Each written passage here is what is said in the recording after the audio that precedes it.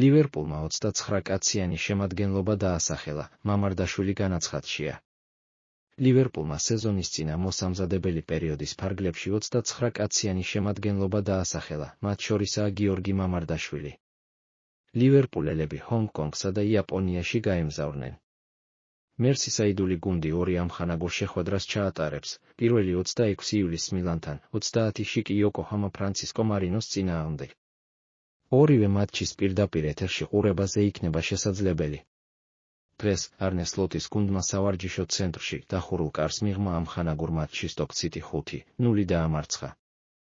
ალისონ ბეკერი, ჯო გომესი, ენდო ვატარო, ვირჯილ ვან დაიკი, იბრაჰიმა კონატე, ლუის დიასი, დომინიკ სობოსლაი, დარვინ ნუნიესი, ალექსის მაკალისტერი, მო სალაჰი, კურტის ჯონსი, კოდი გაკპო, ჰარვი ელიოტი, კონსტანტინოს ციმიკასი, ენდრიუ რობერტსონი, რაიან გრავენბერხი, ბენ დოუკი, ფრედერიკ ვუდმენი, გიორგი მამარდაშვილი, მილოშ კერკეზი, ფლორიან ვირცი, ჯერემი ფრიმპონგი, არმინ პეკში, რიონ ბუმოჰა, კორნელ მიჩიური, ტაილერ მორტონი, კონორ ბრედლი, ლუკას სტეფენსონი, ტრეი ნიონი.